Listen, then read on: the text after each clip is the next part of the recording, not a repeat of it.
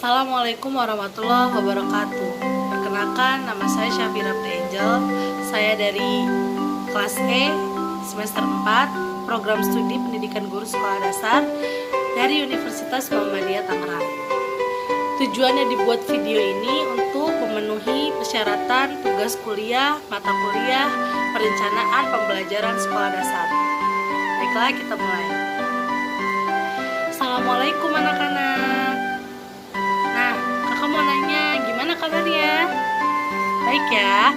Oke, sebelum kita memulai pelajaran hari ini, sebaiknya kita berdoa ya. Berdoa menurut agama masing-masing. Berdoa dimulai.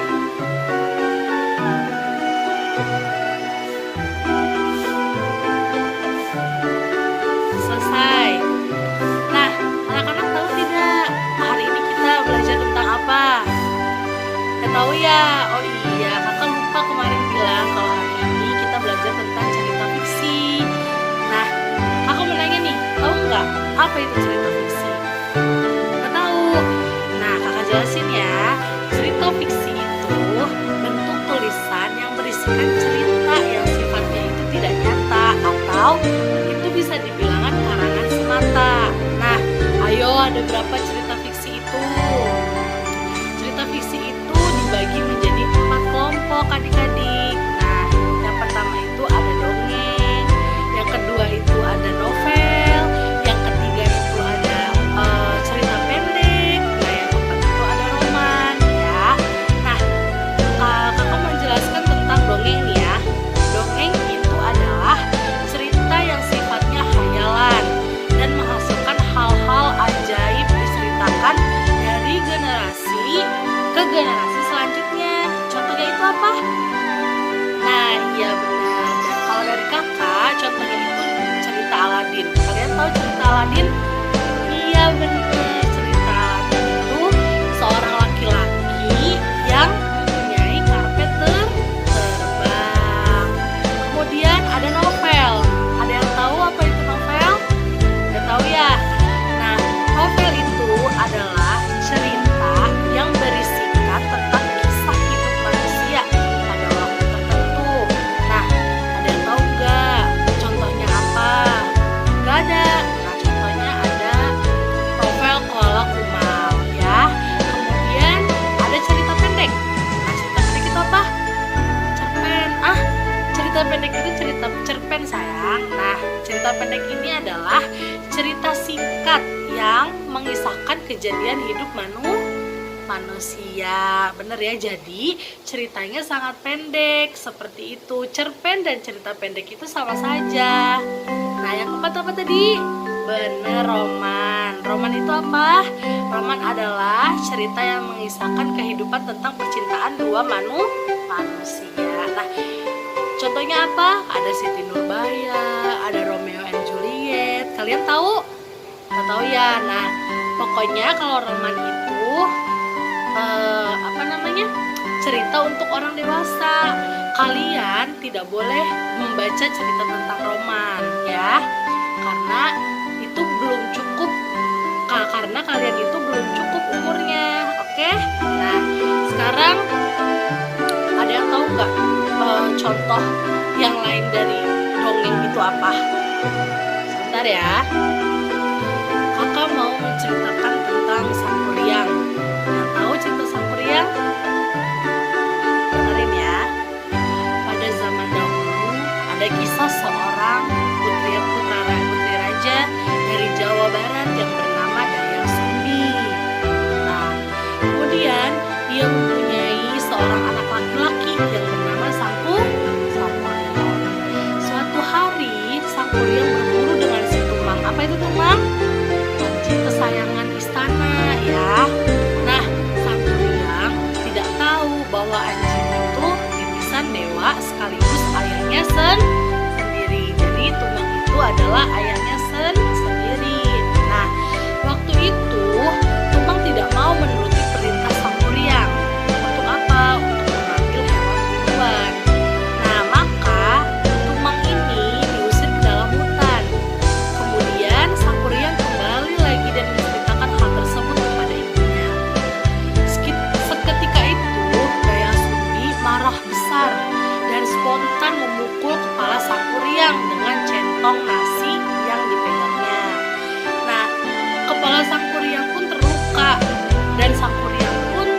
kecewa atas perlakuan ibunya, dan akhirnya sang kuryang pun memutuskan untuk pergi mengembara. Nah, setelah kejadian tersebut, ibunya menyesali, sangat menyesali dirinya. Lalu ibunya selalu berdoa dan bertapa dengan tekun. Akhirnya suatu ketika para dewa memberikan hadiah bahwasanya ia akan selamanya muda dan memiliki kecantikan yang abadi.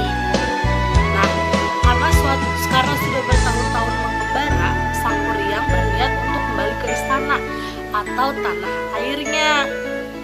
Namun keadaan kerajaan sudah berubah dan menjumpai seorang gadis yang sangat cantik dan sangat mempesona, yang tidak lain adalah Dayang Sumbi, yaitu ibunya, benar. Nah, kemudian sang kuryang terpesona.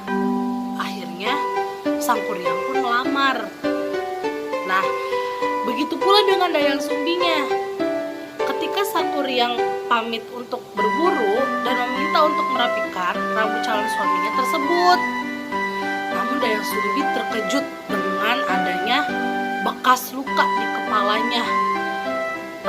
Jadi Dayang Sumbi ini teringat ketika dia memukul kepala anaknya menggunakan centong. Nah, lalu Dayang Sumbi mencari akal agar gagal pernikahannya itu dengan sang kuryang, dengan mengajukan syarat jika ingin meminatnya harus membendung sungai Citarum dan Dampan Besar. Untuk menyeberang sungai semua itu harus selesai sebelum fajar terbit. Jadi Dayang Sumbi meminta kepada sang kuryang untuk membuat dampan yang besar, terus membendung sungai Citarum sebelum fajar terbit. Nah, kemudian sang kuryang mengerjakannya itu tidak sendiri, tetapi dibantu oleh makhluk goib, ya kan? Ternyata Dayang Sumbi mengintip begitu pekerjaan hampir selesai. Ia memerintahkan pasukannya untuk menggelar kain merah di sebelah timur kota. Nah, dengan melihat hal itu, sang kuryang mengira sudah pagi dan marah besar dan menendang sampan dengan kekuatannya sampai ke gunung dan menjadi Gunung Tangkuban Perahu seperti itu. Jadi asal usulnya Gunung Tangkuban Perahu adanya ceritanya sang kuryang. Nah, kakak mau tahu nih, di tempat kalian ada nggak cerita seperti ini? Coba dong kakak mau mendengarkan ceritanya. Ya, sini maju. Nah, gimana anak-anak, ceritanya seru? Nah, oke, kakak punya satu cerita lagi ya. Judulnya Si Belang Kucing Setia. Nah, semilir angin berhembus cukup ringan dan mampu memberikan kesejukan. Sore itu Nina sedang menghabiskan waktunya untuk melukis di taman, baik itu melukis awan, burung, ataupun orang yang ada di taman. Nah, sembari memakan roti isi kesukaannya, Nina seperti asik dengan dunianya sendiri. Tangan Nina yang mulai meraba-raba mencari penghapus, sedangkan matanya masih tidak lepas dari buku gambarnya. Ini buku gambarnya. Kemudian Nina sambil meraba mencari penghapus. Ternyata tangannya tidak menurutinya dan mulai mengacak-ngacak, di mana isi roti kesukaan Nina ini terhempas hingga jatuh ke bawah. Kemudian mata Nina tertarik memandangi seekor kucing kecil berwarna coklat, putih, dan kuning, yang perlahan seekor kucing itu mendekati Nina dan memakan isi roti yang tadi jatuh. Kemudian Nina terkejut saat perlahan tapi pasti roti itu dilahap habis oleh sang kucing.